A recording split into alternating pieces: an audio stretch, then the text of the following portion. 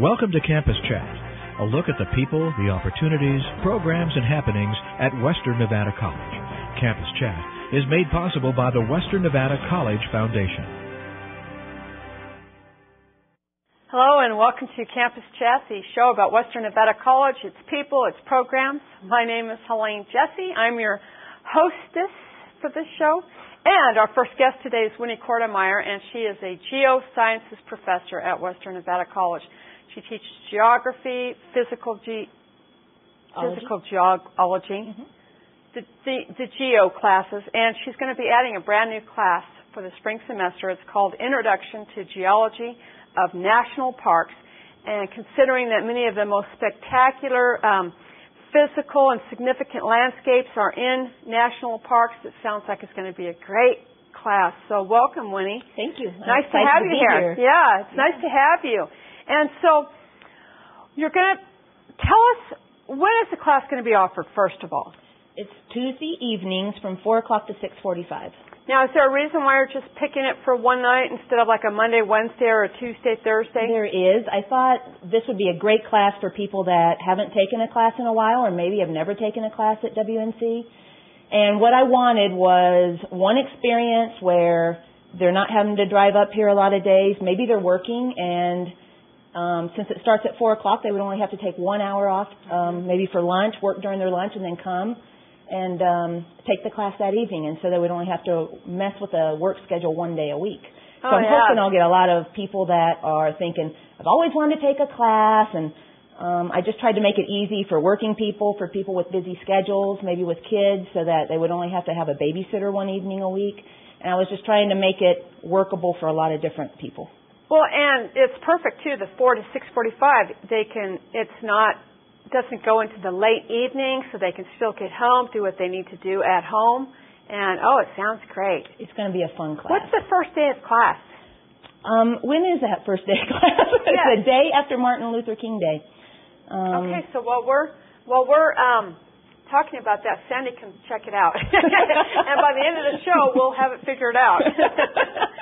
So are there any prerequisites to take the class? There are no prerequisites, and it's open for anybody. It's a 100-level class, so you don't have to have any geology in your background. I will teach you everything you want to know, and maybe more. And 3 credits. It's 3 credits. It's transferable. Oh, great. So if you wanted to get a geography degree or geology degree, you could use this as part of your... That's right. Both here and up at UNR or UNLV, it's a transferable course within the system, so it's going to be a great class. So how many national parks are there in the United States? Well, there's almost 400 different areas in the national park system, but that includes things like battlegrounds and national monuments and national seashores. So there's a whole bunch. So obviously we're not going to cover 400 different places in this class because that wouldn't be much fun. But what I've decided to do is to cover the different areas of geology, like we'll talk about sedimentary rocks, and then we will talk about the national parks that have a lot of sedimentary rocks in them that were picked to be national parks because of their beauty for sedimentary rocks, such as maybe Zion, Bryce Canyon, Arches. All of those they were picked to be national parks because of the beauty of the sedimentary rocks. So when we talk about sedimentary rocks, then those will be the featured national parks. Right. And so is that how a national park is determined, or do you know that? Well, it's a big part of it. The natural beauty, how pristine an area was. In some of the older national parks, the first explorers were just astounded by the beauty of the area. Unique features. A lot of times it's unique geological features, like Arches National Park with their unique arches, Yellowstone with the geysers, Yosemite with the huge, canyons. We're going to be looking at these pictures in the second segment. So the first segment, we're going to be talking about the class and some of the things Winnie's covering, and then we're going to actually be looking at some of the pictures of these parks that you're talking about. I stayed up late last night finding the most beautiful pictures of national parks that exist. Great. By the way, January 20th is the Tuesday after Martin Luther King Day. Great. Because our Adam Silver fundraiser I'll be there. is January 16th, and that's Friday. So you're picking, so sedimentary rocks is Arches, Zion. What are some other geological features that you'll focus on that will determine which parks you select? Well, we'll do the sedimentary rocks. When we do sedimentary rocks, we'll do cave features. So we'll study some of the national parks that were picked for their cave features. What ones are those? Well, Great Basin National Park. One of the reasons that it was picked as a national park, and it's one of the youngest national parks in the whole system, one of the reasons it was picked is because it's got Lehman caves, and they are spectacular. Have you ever been there? I have not. Spectacular caves, incredible caves. So I was surprised. They're just, for the middle of nowhere, Nevada, middle of the desert, and here are these just beautiful, really Nevada is a extensive cave spectacular systems. state. It's pretty. When you drive through, it looks really brown, but if you get out into the desert, it's lots of hidden striking, treasures. Lots of hidden treasures. I know that from we'll find some of those out from the national parks. And then there's Mammoth Caves is another system that was picked because of the caves. We're going to talk about metamorphic rocks. We'll talk about all the different kinds of rocks. When we talk about metamorphic rocks, Grand Tetons National Parks is the Tetons themselves. The mountain range is formed of metamorphic rocks. What does that mean? They've been changed by heat and pressure. The rocks have been changed by heat and pressure. And sedimentary is from water? A lot of it laid down in water. A lot of times it has to do with erosion of sediment and then the laying down of that sediment. Oh, okay. To form features. Oh, that's great. Now, are you going to be traveling to a national park? Will they have hands-on experience, or how will it? Our class isn't going to go to a national park. I will have field trips. We're going to go out to Hazen, and there's a lot of, just right there in Hazen, Nevada. I don't know if you've ever been, you've probably been through Hazen. I've been through Hazen. Well, in Hazen, there are, 15 different geology features you can look at around Hazen, Nevada, within about 10-mile area. So a lot of fun. I do a field trip in Carson City, and then there'll be one other one, and I'll make that decision. So while you won't be going to a national park, you'll be able to see some of the geological features in Nevada that are part of a national park somewhere else.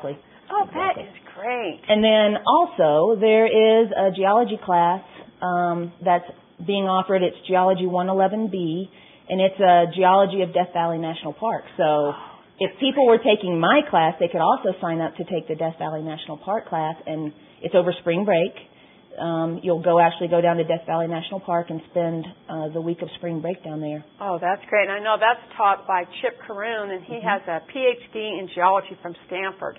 And he's a tremendous hiker, outdoor enthusiast. So I know he's been down there many times. That's going to be a great class. Yeah. So how do people, you can do both. How do people find out about these classes? I mean, where do they go sign up? If you go to our website, the WNC website, and look at the class schedule and pick geology classes, then you can see the Geology 105 is the name of the Geology of National Parks, and then Geology 111B is the Geology of Death Valley. And I hope a lot of people take it because I just think it's going to be a lot of fun. Well, when people discover how rich Nevada is geologically by learning metamorphic, sedimentary, caves, they'll not only learn a lot about Nevada, but a lot about the United States as well. Are there national parks in the Midwest or the East? There are. There's in the East, when we talk about metamorphic rocks, we'll talk about Great Smoky Mountains National Park. It's metamorphic rocks in the middle of the Appalachian Mountains, so we'll definitely study those.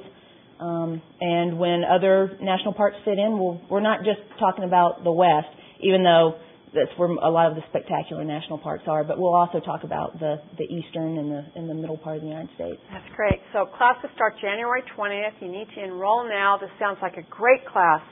Introduction to Geology and National Parks. Stay with us because we're going to be looking at some great pictures.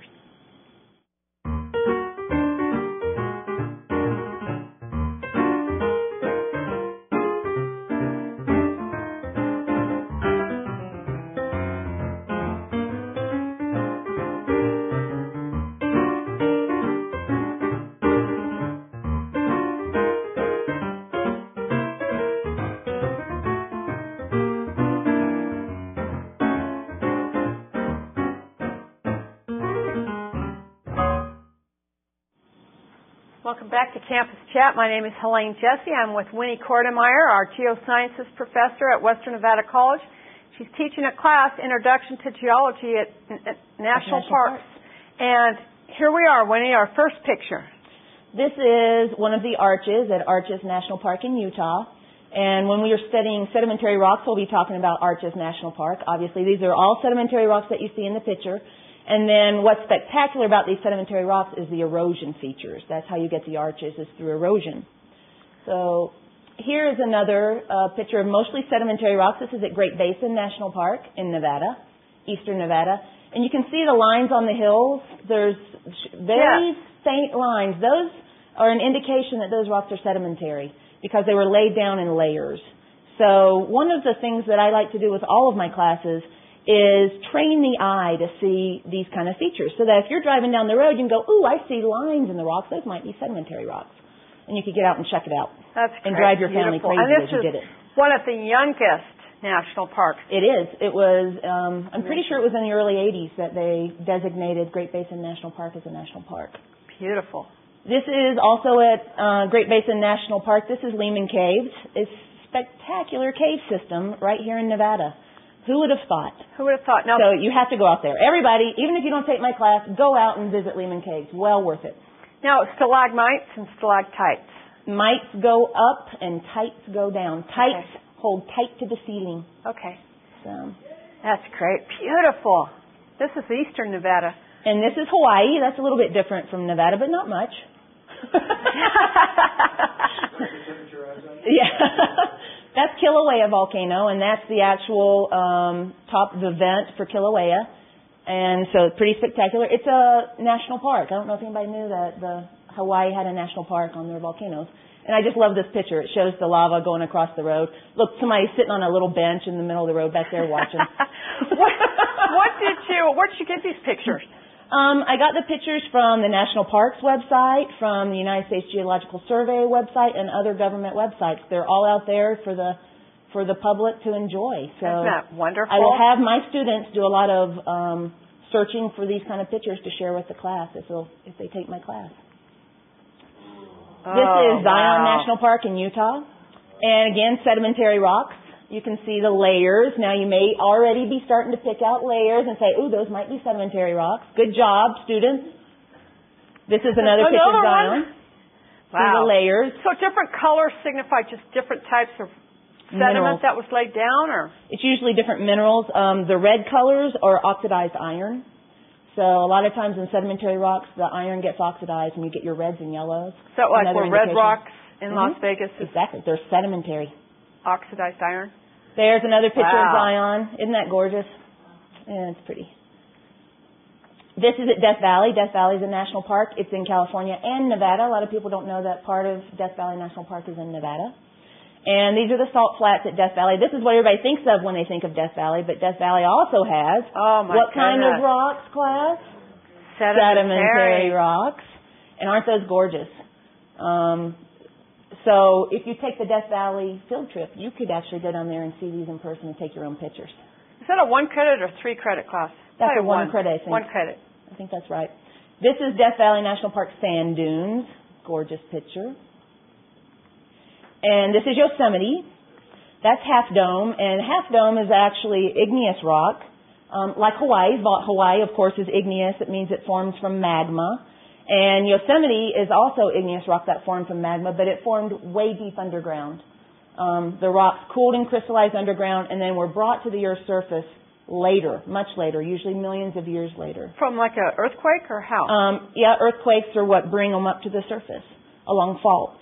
So all of this rock formed way deep underground, was brought to the Earth's surface, and then scoured by glaciers. So when we talk about glaciation, we're going to talk about national parks like Yosemite, like the Grand Tetons, like Wheeler Peak out at Great Basin National Park. Those will all be glaciation. We'll talk about those when we talk about glaciation topics. And we know these aren't sedimentary because it's almost like they're vertical stripes. That's right, and you don't see any of that layering. So that's a good indication that they're not sedimentary. And then you're left with igneous or metamorphic for rocks. Okay. So, and then you have to get out there and look at them a lot of times. That's Grand Teton National Park in Wyoming. And those are metamorphic rocks. You wouldn't know that from a distance, especially in this picture since they're just backlit. But that's just a spectacular picture. Look how rough and rugged that landscape is. That tells you that the landscape is very young. So that ruggedness of landscape tells you that those mountains are still being uplifted and geology is still happening. Wow, that's great. This is another picture of Grand Teton National Park. They have a lot of snow in the winter and glaciers, so they get a lot of meltwater in the spring and tons of wildflowers. That is just spectacular. This is Lassen National Park. I actually took this picture. I was there about a month and a half ago. That's not too far from here, is it? It's not. It's only a couple of hours, maybe 3. And that's Mount Lassen in the background, and this is what Mount Lassen looked like in 1915. Oh, my goodness. It actually is a volcano that blew, and we got ash here in Carson City from the eruption at Mount Lassen in 1915. Wow. They had ash all the way out to Winnemucca. So the wind was blowing in our direction. But isn't that spectacular? My goodness. That's a national park, and we'll talk about Lassen when we talk about igneous rocks, and we'll talk about volcanism and volcanoes. So is Shasta in Lassen National Park also? Mount Shasta, I think Shasta is its own national park. Oh, really? Yeah. It's not in Lassen, and I think it's its own. I'll have to check on that one. This is Yellowstone National Park in Wyoming, and this is called the Grand Canyon of the Yellowstone. And you'll notice on the sides of the hills, the rock does, especially on the right-hand side, the rocks look a little yellow. Mm-hmm. It's a volcanic rock called rhyolite, and that's why it's called Yellowstone, because a lot of time that rock is a yellow color. Isn't that? Oh, that's neat to know. And there's the geyser at Yellowstone. That's one of the features, the geysers that convinced them to make Yellowstone a national park, and it was the first national park. Yellowstone. Yellowstone That's good to know. first Rhyolite and first. Yep. And last but obviously not least, we have Grand Canyon National Park. And what kind of rocks? Sedimentary. Yes, sedimentary. You can see all the good layering going on, all the nice red and yellow colors, which tell you that iron got oxidized. So Grand Canyon is another park that's made of sedimentary rocks, and the key feature here is the erosion of the river down through the rocks. So we'll talk about that when we talk about sedimentary rocks and erosion. So let's just keep it on this picture, Dave. As we finish up with this segment, you can sign up for this class on the Western Nevada College website, www.wnc.edu. Go to class schedule, click on Geology, look at Introduction to the Geology of National Parks. 3-credit class. There's no prerequisites. Tuesdays from 4 to 6:45. What a great opportunity. Thank you so much, Winnie. Thank you. Thanks for having me. Thank you. And stay with us. We'll be right back with Campus Chat.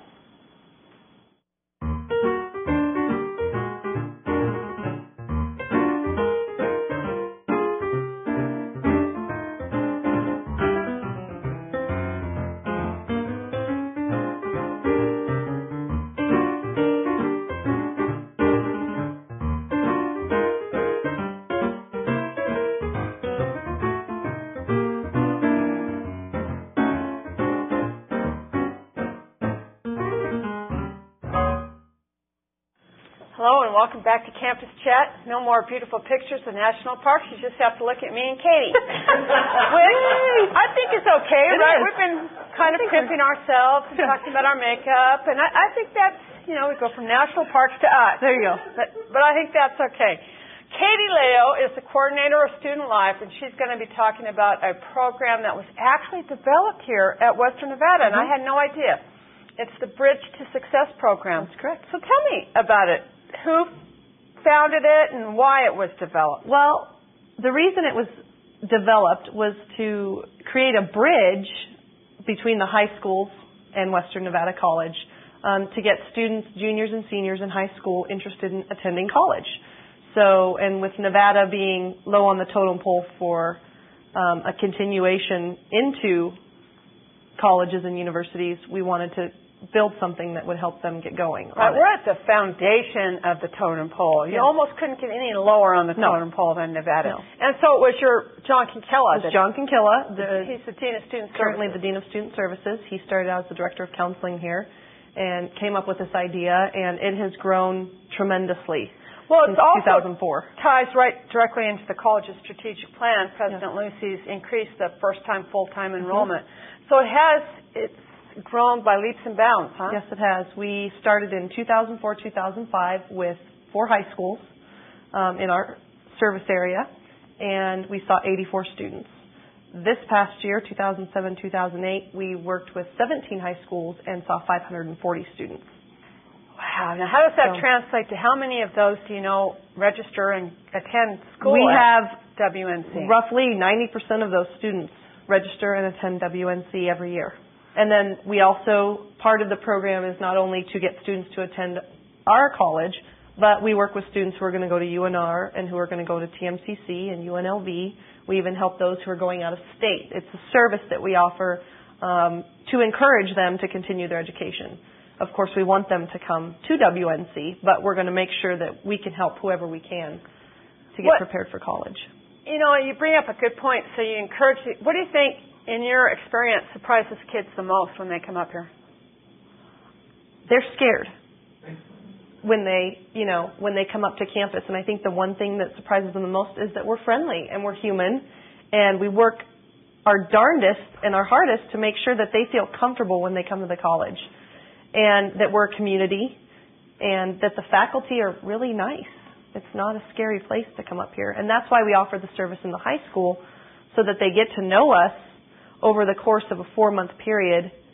And then when they come up, they see familiar faces. And they say, the Bridge to Success program, you go actually to the high school. Mm-hmm. And so what do? You set up counseling and financial aid? We do. The counselors at the high school play a very important role for us. They're the ones that get the students signed up. They're the ones that encourage the students to come see us. And then what we do is we bring a team out. So we bring our counseling staff, our financial aid staff, our admissions staff, and then our outreach staff. And we spend from January to the end of May every day in high school working with these students. What disciplines do you cover do you tell them about all of the classes we offer, or do you highlight? No, what they do is they'll come and meet with us, and they'll get a packet of information. And what we do is they meet with a counselor individually, one of our counselors, who goes over what they're interested in doing. And of course, that can change many, many times. Yes, of course. So what we do is we set them up with the counseling. We get them an idea of what they want to do, and then they go through the admissions process, the financial aid process with their parents. We really want to include the parents in that process. And then with placement tests and then registration for classes, all right there. The whole shebang. That's excellent. Now, how does this tie into a college day that you have on campus? Well, college day is designed to bring them up to campus. So we spend all this time in the high school, and then what we want to do is say, well, welcome to the college. Come up and spend the day with us, and we showcase those programs that they're interested in doing. They get to attend a baseball game, see a little bit of our extracurricular activities. Student government, ASWN, plays a big part in introducing them to the campus, and then they get to meet the faculty that will be teaching their classes. Yes, last year at the baseball game, I think we were playing College of Southern Nevada, and the stands were packed. Yep. Wasn't that great? And they were all yelling for the Wildcats. It was so and cool. The baseball team really, really liked that, to have that support. It was neat. And I think the kids loved it. They loved it. Yeah. So for athletics, really, it's a huge part of our outreach, isn't it? And we like to get the baseball players and the softball players are always willing to help. They're always willing to give tours, and they're always willing to be a part of it. So it plays a big role when they see students there, and that's the key. They don't want to hear you and I sit there and talk to them. They want to see the students and talk to the students. So that's what we try to incorporate. In Bridge to Success, we do bring student ambassadors out, and then at College Day, we have student ambassadors that lead the groups. Right. So I bet you they're pretty impressed by the observatory, the baseball stadium, the nursing lab, the geology lab, all that, chemistry. I mean, we have some very nice facilities here. We do, and people... Library. And unfortunately people don't know that we're up here. They think, there's a college on the hill, and then when they get up here, they're like, wow, I'm impressed. Yes, that's what I think, that people are very impressed when they get up here. Yeah. I know I am impressed. Yeah. I get to work here every day. I'm glad to hear that you involve the parents. We do. That's a very crucial part. Obviously, these 17 and 18-year-olds right now are still living at home. We do have the parents get involved, letting them know what their students are doing. And then with the financial aid especially, we give them one-on-one time. In the evenings, we have financial aid workshops at the high schools every week. And we help them get going. Any parents that enroll after from the high school? Yeah. Yes. Yeah. We'll get parents who walk through this process, and we communicate with them via mail, via email, via phone all semester long.